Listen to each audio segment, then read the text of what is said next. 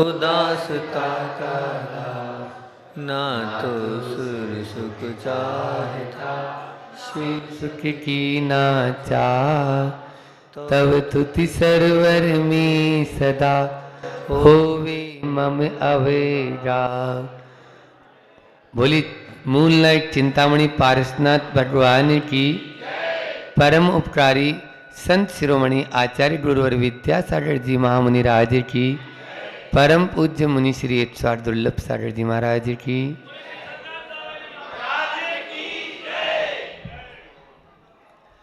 कल अपन सबने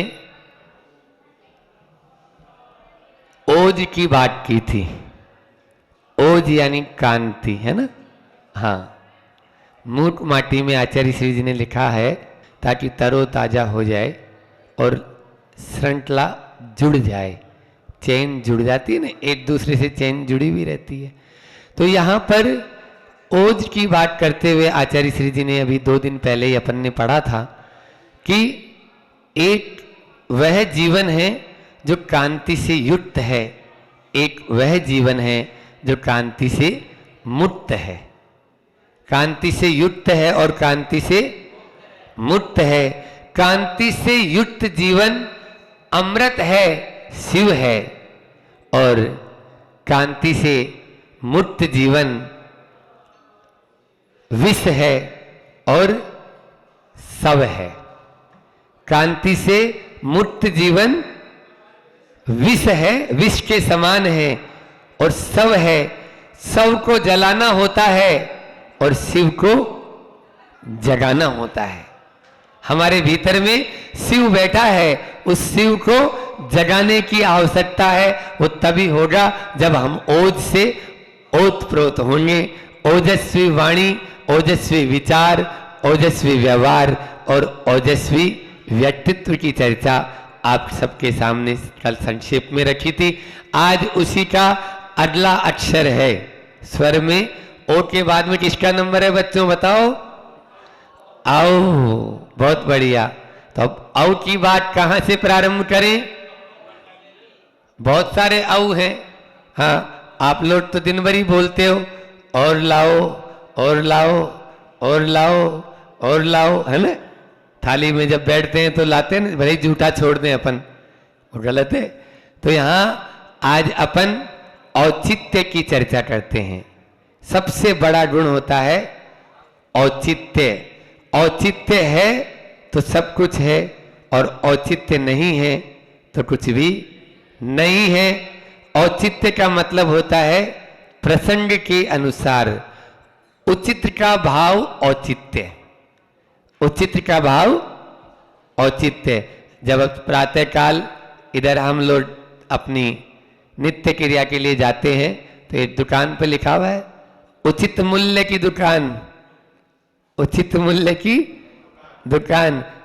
आयुर्वेदिक जो आपका संस्थान है उस संस्थान के, ये भी एक बाजना वालों के लिए मैंने देखा गांव में, और वो भी आचार्य श्री जी जिसको बहुत चाहते हैं, ऐसे आयुर्वेद का यहाँ पर भले ही वो अब जितनी देर खुलता हो या नहीं खुलता हो, लेकिन सरकारी आयुर्वेद संस्थान यहाँ पर है।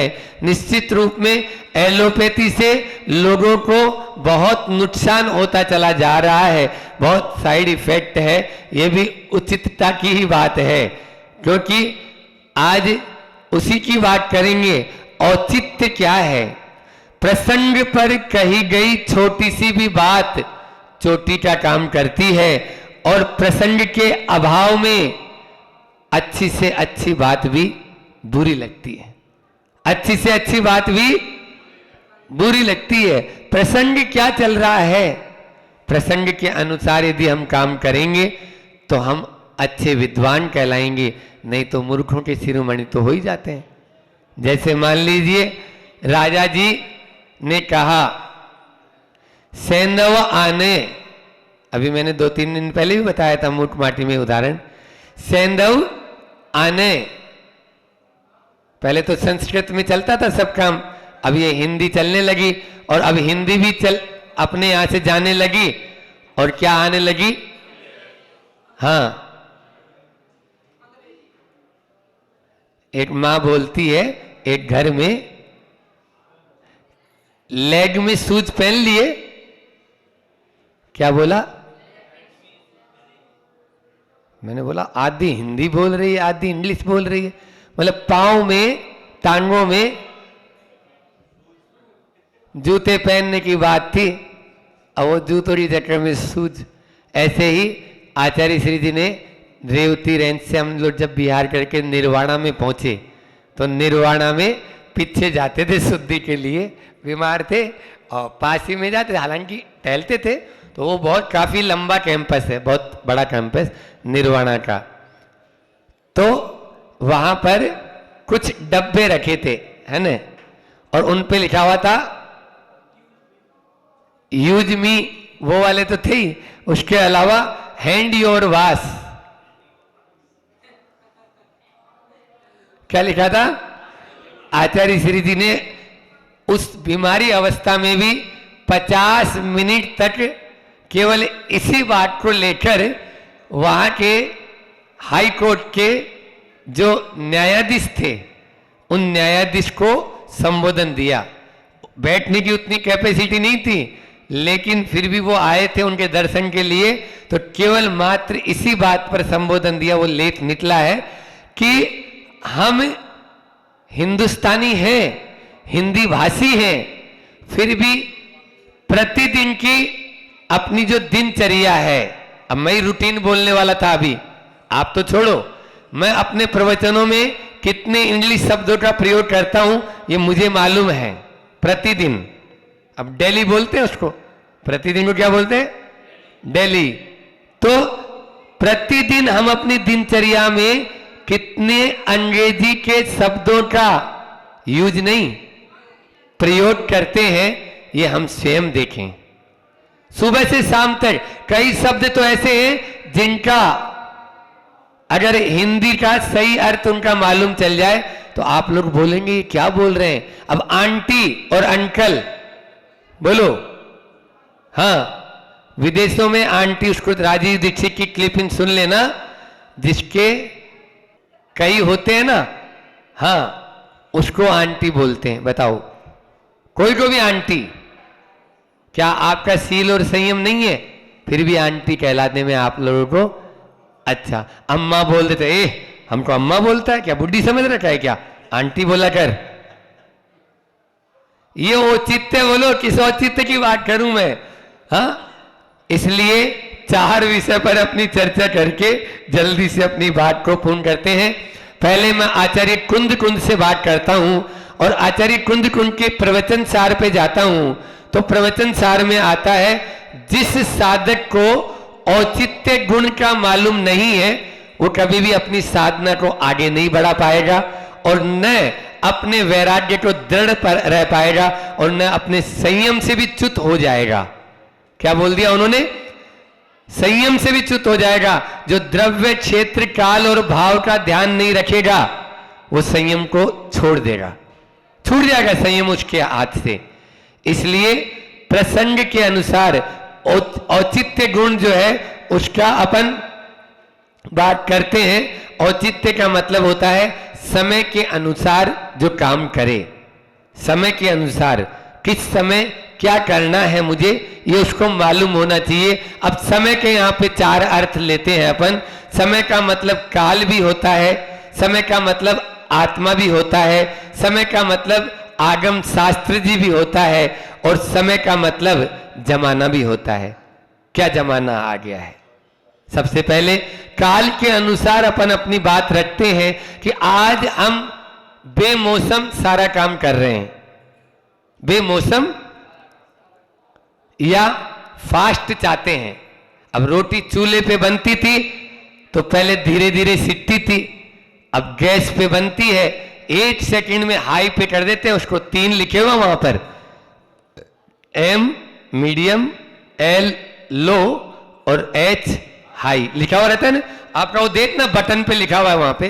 अब हमने चूल्हा पहले तो चलाया ही है, तो उस पे अब ये आप क्या करते हैं, लो पे तो कोई काम करते ही नहीं है, हाई पे करते हैं। और उससे भी हाई एक और आ गया जो बिना मौत मार रहा है, इंडक्शन। वो जहर बना देता है। आपके सारे सामान को। ये सब प्रज्ञा अपराध है। आप अपनी बुद्धि का दुरुपयोग कर रहे हो, आप अपने ज्ञान का दुरुपयोग कर रहे हो। क्या इसी के लिए आपको बुद्धि मिली थी, जो बिना मरने, बिना बेमौत, क्या अकाल में हम हर चीज चाहते हैं तो अकाल में ही मर रहे हैं। क्या बोला हमने? अकाल में कोई भी चीज चाहते हैं। 9 महीने में बच्चा पैदा होता है मान लीजिए, ठीक है ना। अब 7 महीने में हो जाए तो बोलो, अपंग रहेगा, लूला लंगड़ा रहेगा, सतमासा कहलाएगा, 6 मासा कहलाएगा।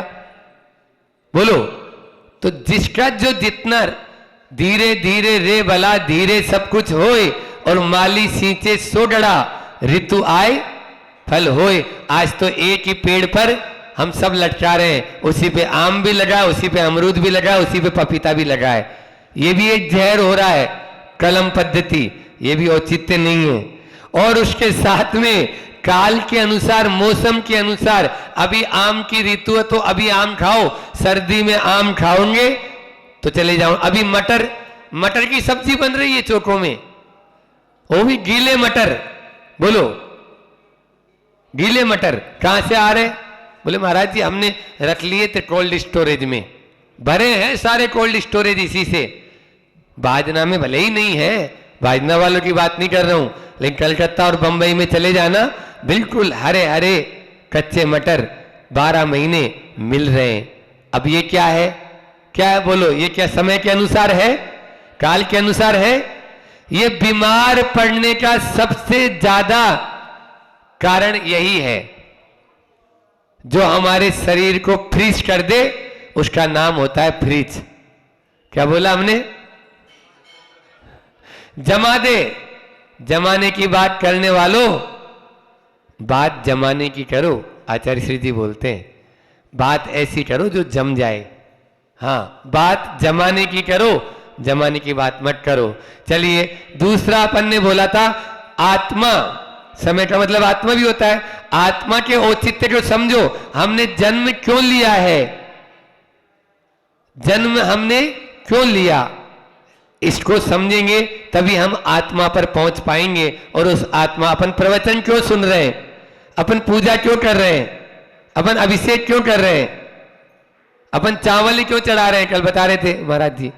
बोलो, ये सब अपनी अध्यात्म यानी आत्मा के समीप जाने के लिए है। ये सारे के सारे, इन सब का रिजल्ट यही है। आप देख लीजिए, संसार ताप विनाश नाई, आत्मा के पास जा रहे हैं।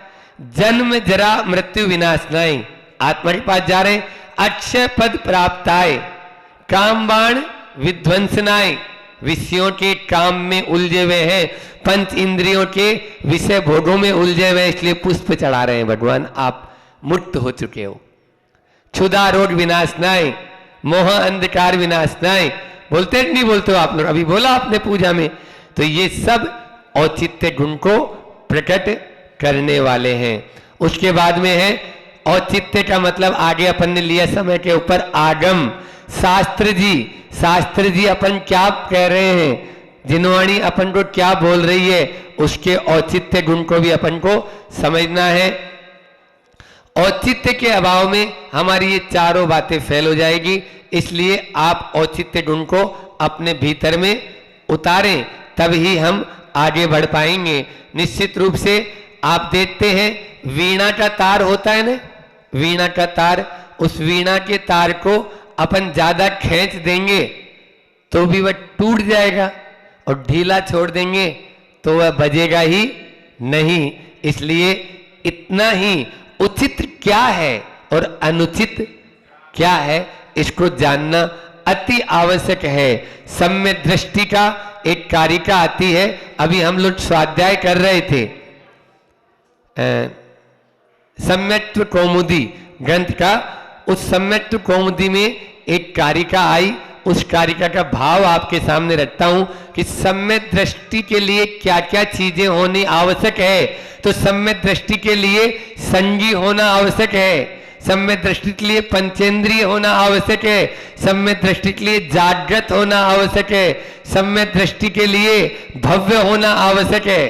अभव्य तो नहीं होगा, ठीक है ना। तो इस प्रकार से अनेक गुणों की चर्चा करने के साथ साथ एक गुण बताया, सम्यक दृष्टि औचित्य गुण से सहित होना चाहिए।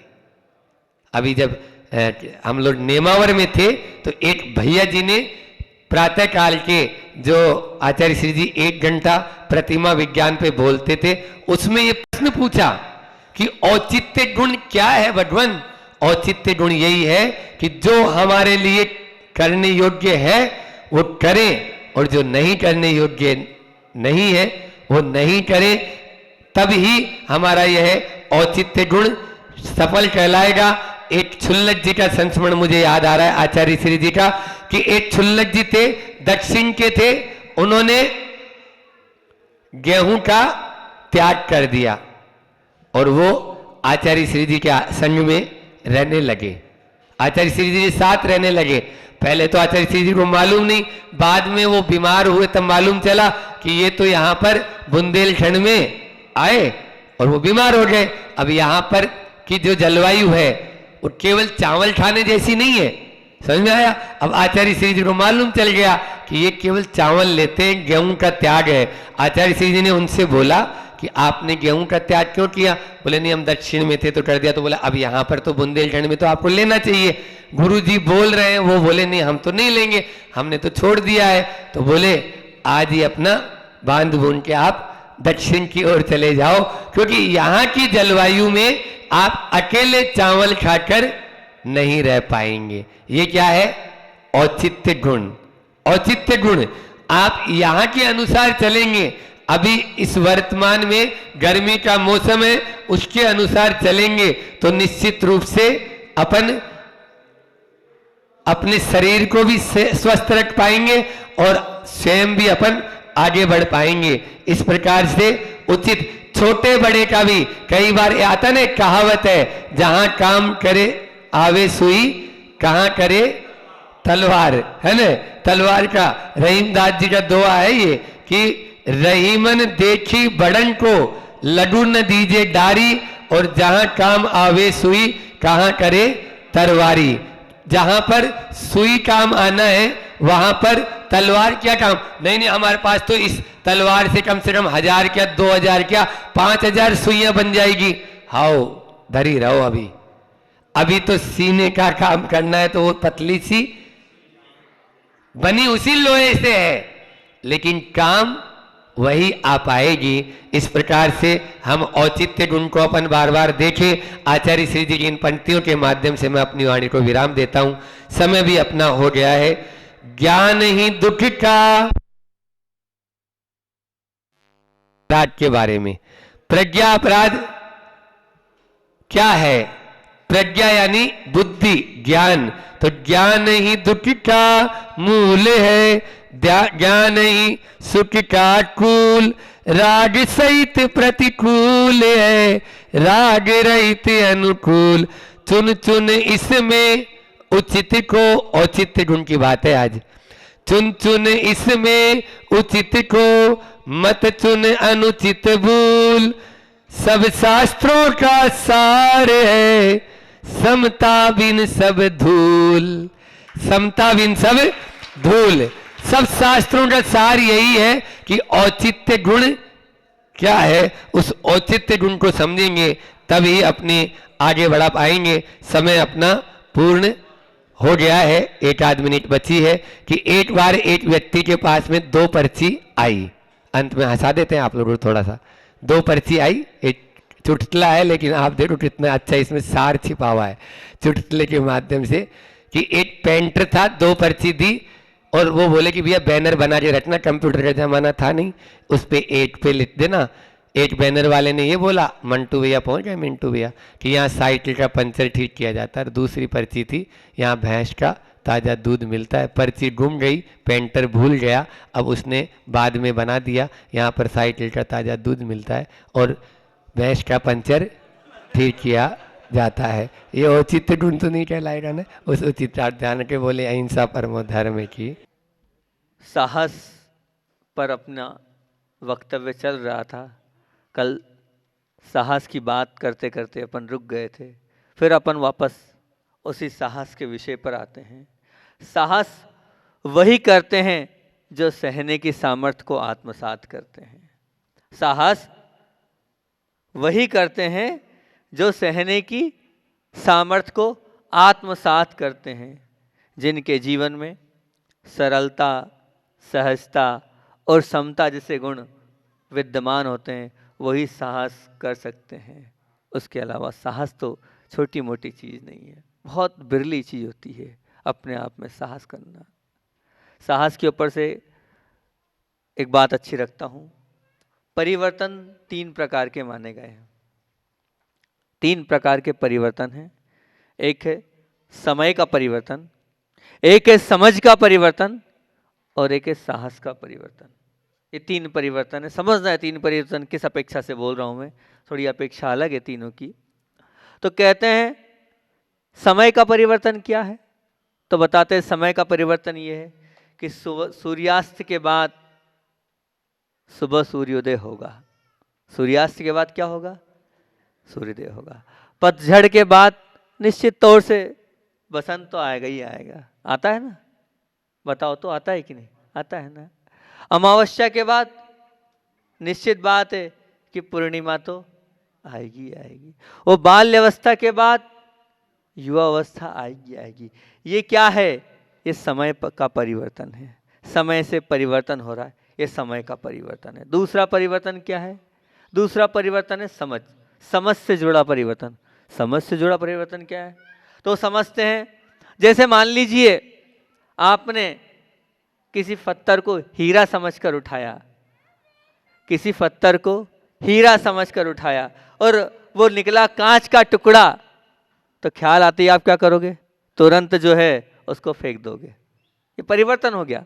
अभी तो भाव था करोड़ों का बिकेगा, अरबों का बिकेगा, मालो माल हो गया हूं मैं, तो सब कुछ मिल गया, मेरा तो क्या जीवन सफल हो गया, मैंने सब कुछ प्राप्त कर लिया। और जैसे किसी ने कहा नहीं भैया कांच का टुकड़ा है, तुरंत आप फेंक दोगे। ये क्या है? तो बोले समझ में परिवर्तन है। आपने समझ आ गई तो आप छोड़ दोगे। मान लीजिए मन डर रहा है कि सांप है सांप है सांप है सांप है, वो सांप नहीं थी, क्या थी? रस्सी थी। वो जैसे ही वो समझ आई, वो ख्याल आया, वो ध्यान आया, आप भय मुक्त हो जाते हो, बिल्कुल भय मुक्त हो जाते हो। ये क्या है? समझ से परिवर्तन हो गया हैगा। मान लीजिए किसी अच्छी सुंदर लड़की का रूप आपने देखा और उस रूप को देखकर आपका मन विचलित हुआ, लेकिन जैसे ही पता चला ये रूप नहीं है, ये तो उस बहन के ऊपर कोढ़ है, उस कोढ़ का जैसे ही पता चलेगा तो क्या आपका वो जो मन था वो बदल जाएगा, परिवर्तित हो गया। तो ये समझ का परिवर्तन पहला था, समय का परिवर्तन। ये जो दोनों परिवर्तन है, समय का परिवर्तन और समझ का परिवर्तन, इसका कोई विशेष महत्व नहीं है। आपके जीवन में अगर महत्व है तो वो काय का है? साहस का परिवर्तन। काय का परिवर्तन? साहस का। साहस का परिवर्तन क्या बोलना चाह रहे हैं महाराज जी? तो साहस का भी परिवर्तन होता है, ऐसी बात नहीं। साहस के माध्यम से भी आप अपने जीवन में परिवर्तन ला सकते हो, और ला नहीं सकते हो अपने जीवन को बदल सकते हो। आप अपने जीवन को बहुत ऊंचा उठा सकते हो, बहुत महान बना सकते हो, बहुत उत्कृष्ट बना सकते हो, परिवर्तन करके, साहस का परिवर्तन करके, साहस के माध्यम से परिवर्तन करके। एक छोटी सी कहानी है, और मैं हमेशा सत्य घटनाओं को ज़्यादा पसंद करता हूँ, क्योंकि मुझे ऐसा लगता है कि जो सत्य घटनाएं होती है वो किसी के जीवन से जुड़ी होती है, वो कुछ ना कुछ हमें सिखा के जाएगी। जो पौराणिक ग्रंथ होते हैं और जो भी आज के भी लोगों के साथ कुछ घटा है, तो वो मैं उसको बहुत पसंद करता हूँ। तो एक सत्य घटना आपके सामने साहस परिवर्तन के रखता हूँ। हो सकता है उससे कुछ ना कुछ आपके जीवन में परिवर्तन आए, कुछ ना कुछ आप भी साहस करके अपने जीवन में परिवर्तित करो। बात देश की नहीं विदेश की है, और आपको पता होगा विदेश में जो है आपके यहाँ के जैसा माहौल नहीं है। वहाँ का वातावरण क्या ठंडीला है, वहाँ ठंड ज़्यादा पड़ती है। क्या पड़ती है? ठंड। वहाँ जो है गर्मी में भी ठंडा वाला माहौल रहता है, और जब मान लो ठंड रहती है तब तो ये मान के चलना बर्फ़ तक गिरती है कि ऐसा वो माहौल, ऐसा वहाँ का मॉइस्चर रहता है, मौसम ऐसा रहता हैगा।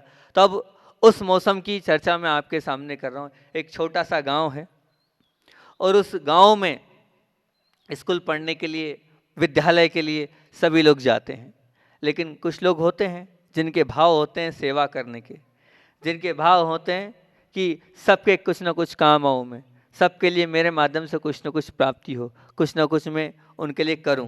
तो एक छोटा सा बालक था, वो छोटा सा बालक सेवा के लिए, वैयावृत्ति के लिए, अपने लिए नहीं, सबके लिए। उसके जीवन में मैं नहीं था, हम नहीं था, हमारा नहीं था, उसके जीवन में सबके लिए था कि सबका कुछ ना कुछ कर सकूं। इस भाव से वो क्या करता था, उस भर ठंड में जो बर्फ़ गिर रही है, ऐसी सुबह सुबह उस ठंड में, बर्फीली ठंड में वो विद्यालय पहुंचता है। और विद्यालय पहुंचते ही वहाँ क्या करता है, तो वहाँ के जो विद्यालय होते हैं, आपको बताएं हम, वहाँ के जो विद्यालय होते हैं, उन विद्यालयों में हर एक जो रूम है, हर एक जो कमरा है, उस कमरे में चूल्हा जैसा होता है। उस चूल्हे में क्या होता हैगा, उस चूल्हे में लकड़ी आदि जलाई जाती है, ताकि क्या है कि वहाँ पर जो पढ़ने वाले बच्चे हैं, छोटे छोटे बच्चे हैं, और जो पढ़ाने वाले शिक्षक है, गरम रहे, वो कमरा कैसा रहे, गरम रहे, थोड़ा सा अच्छा रहे, ताकि सब लोग अच्छे से अध्ययन कर सके, क्योंकि ठंड में ही कांपते रहेंगे तो अध्ययन कैसे होगा। तो इस भाव से हर एक रूम में इस प्रकार का एक उसको चूल्हा कह सकते हो आप, भट्टी कह सकते हो आप जो कह सकते हो, इस प्रकार की व्यवस्था थी, लकड़ी वहाँ जलाई जाती थी। अब हुआ वो बालक रोज प्रतिदिन जाता था और प्रतिदिन की भांति वहाँ चूल्हे में वो लकड़ी आदि, कोयला आदि, जो भी जलाने की वस्तु होती वो जलाता था। उसका हेतु यही था कि सबका अच्छा हो जाए, सब जो है अच्छे से पढ़ाई कर सकें, अध्ययन कर सके। ऐसे सेवा के भाव से वो छोटा सा बालक प्रतिदिन जाता था। अब एक दिन की बात है, सुबह सुबह वो पहुंच गया। पहुंचने के बाद उसने अपना जो कार्य था रोज की भांति उसने वो अग्नि का कार्य जलाने का किया, और तेज कर्म का उदय था, पाप का उदय था कि एकदम जिस भट्टी को उसने जलाया था उस भट्टी में फिसल की वो गिर गया। अब जैसे ही वो बालक गिरा, सुनसान, कोई नहीं, अब वो चिल्लाते रहा, कोई सुनने वाला नहीं, लेकिन फिर भी योग संयोग से किसी के पास वो आवाज़ पहुंची, लेकिन तब तक बहुत देर हो चुकी थी। वो बच्चा, वो छोटा सा बालक बहुत ज़्यादा जल चुका था, तड़प रहा था, बहुत ज़्यादा जल चुका था। पता चला तो वहीं कामठी में हॉस्पिटल था, अस्पताल में ले जाया गया। ले जाने के बाद बच्चे की बहुत स्थिति खराब थी, बहुत कुछ नीचे का हिस्सा जल चुका था, अधमरा सा वो बालक हो गया था। अब वो अधमरा सा जो बालक था, लेकिन बालक बहुत साहसी था, क्योंकि अपनी बात चल रही है साहस पर, तो वो बालक बहुत साहसी था। और डॉक्टर जो थे उसकी माँ से बोलते हैं कि ये इतना ज़्यादा जल चुका है और अब इसका बच पाना मुश्किल है, अब इसका बच पाना बहुत मुश्किल है, अब ये बच नहीं पाएगा। तो बोले, माँ चिंतित हुई, कुछ कर लो डॉक्टर साहब, जो हो रहा है, पैसा लगे। बोले, पैसे की बात नहीं है, पैसे की कोई बात नहीं है, लेकिन मैं पैसा लेकर भी इसकी जान नहीं बचा पाऊंगा, क्योंकि इतना जल चुका है ये। अब इतनी बात हो रही थी और वो बच्चा जो था वह उस वक्त होश में आया और उसने साहस के साथ बोला नहीं, और दृढ़ विश्वास के साथ बोला नहीं, मैं नहीं मर सकता, मुझे मेरे गांव के लिए, मेरे देश के लिए अभी बहुत कुछ करना है, मैं ऐसे कैसे मर सकता हूँ, मैं नहीं, मेरे प्राण नहीं जाएंगे, मुझे कोई मार नहीं सकता है, ये तो कष्ट है, ये आया है चला जाएगा, मैं नहीं मरूंगा, मैं नहीं मरूंगा। सिर्फ यही पूरे साहस के साथ, वो घबराया नहीं था। नहीं तो आप तो कोरोना के नाम से कितने लोग मर गए, कोरोना हुआ नहीं, कोरोना के नाम से मर गए, पर वो छोटा सा बालक साहस के साथ ये बोल रहा है, मैं नहीं मरूंगा, अभी मुझे बहुत करना है देश के लिए और मेरे गांव के लिए, सब करना है, मेरे परिवार के लिए मुझे करना है, मेरे तो अभी बहुत बड़े बड़े सपने, मैं ऐसे कैसे मर जाऊंगा, मैं कुछ करके जाऊंगा।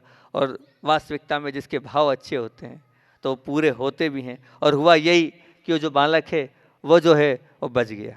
अब दूसरी बार फिर डॉक्टर उस माँ से बात करता है, बोले ये ठीक नहीं हुआ, मुझे समझ में नहीं आ रहा है बालक कैसे बचा, ये तो कोई चमत्कार है, लेकिन फिर भी ये गलत हुआ, ये विधि का विधान बहुत गलत हुआ। डॉक्टर बोलता है, बोले क्यों? बोले इस बच्चे का मर जाना ही बहुत अच्छा था।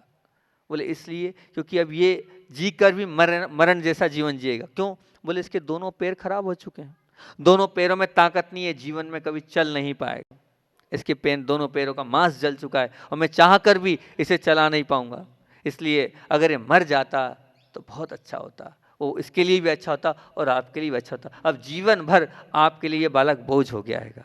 और बच्चा सुनता है तो वो बालक बोलता नहीं, ऐसे कैसे होगा, मैं चल के भी बताऊंगा, मैं चल के भी बताऊंगा, सत्य घटना बता रहा हूँ, कहानी नहीं है, मैं नाम भी खोल दूंगा, कौन व्यक्ति है, कहाँ का है, सब खोल दूंगा मैं। वो जो है मैं चल के भी बताऊंगा। अब वो वहाँ से जब माँ लेके आई, घर में लाई, घर में लाने के बाद उस बालक को वैयावर्ती करी। अब उसके भाव थे कि मुझे चलना है। अब उसे बाहर दलहान में छोड़ा गया। जब दलहान में छोड़ा गया, बाहर जिसको आप गैलरी बोलते हैं, वहाँ छोड़ा, तो वहाँ छोड़ने के बाद स्वयं जिस व्हील चेयर पे था वो कूद के नीचे गिर गया। अब जैसे ही वो गिरा, साहस के साथ अपने मन से गिर गया वो, उस बहुत तकलीफ हुई उस बालक को, क्योंकि पैर है नहीं, और पूरा अपने बल पर वो गिर गया। और गिरने के बाद घिस घिस के वो आगे बढ़ता गया, घिस घिस के बढ़ता गया। एक दिन थोड़ा बड़ा, दूसरे दिन थोड़ा बड़ा।